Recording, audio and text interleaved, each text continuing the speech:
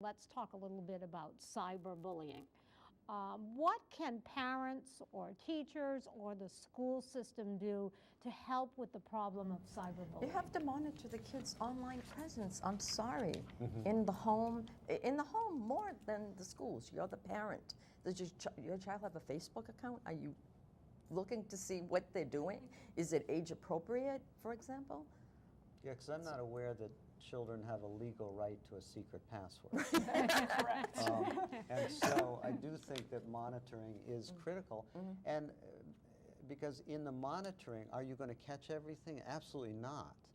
But if the awareness on the child's part that I may be monitored or my parents are monitoring me, that becomes an external control. Absolutely. And an external protection in the same way a speed limit sign or a radar trap is for us.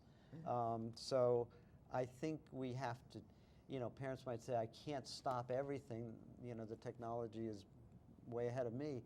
But if we don't try, then the message that a kid gets is, hey, I'm kind of on my own with this. That's either cool or that's frightening. The child's cell phone is at unlimited access, where the parent has no idea what the child is doing on the cell phone. Well, I'll tell you, I love two things. I love that when I got my girls their phones, mostly because I was concerned now they're in different places, what if they needed me? They're only under my iTunes account, and I'm told I'm the worst mother in the world because everybody else has their own iTunes password. They don't know the password. Which is not true. I just want to reassure you. So it's just mine. And because of the cloud, every text they get comes through to my phone. So I see all of and they know it. It's not like I'm hiding it. It's here, so they know I'm monitoring it all the time. And I'm surprised when kids, my kids' age, have Facebook accounts or things of that nature that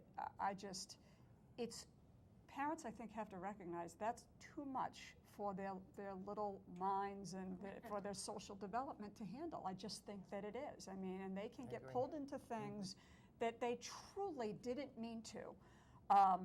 And it can be disastrous for everyone involved. And so you're right, they have to monitor it. It's hard work, but if you're going to give them access to that, then you need to be on top of it all the time. And they have no right to secret passwords. They have no right to technology at all, frankly. And there should be a rule that the minute something goes awry, it's gone. Well, I think you have to ask yourself, what age is it appropriate for my child to have secret conversations with other people? I mean, they really should be adults and being able to make decisions on their own if they're going to have secret conversations. Certainly it's not appropriate for 11, 12, 13-year-olds. Rick, how effective are the anti-bullying campaigns within schools to address cyberbullying? I'm at the elementary level, and we're just getting a taste of that in the 5th grade.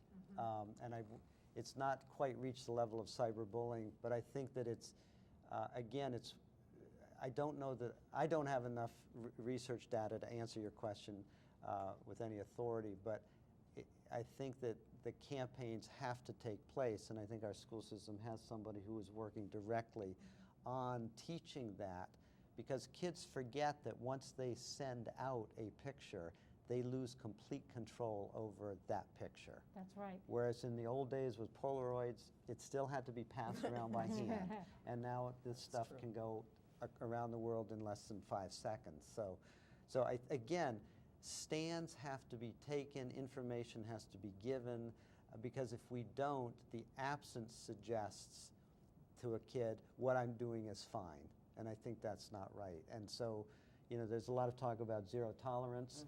I think I would rather have it go towards zero indifference, which I think allows us a gradation of responses. Right.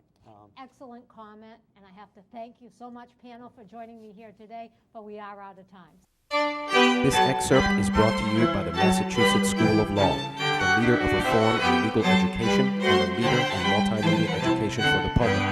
To view the full interview and for a full listing of MSL's programs, log on to mslaw.edu.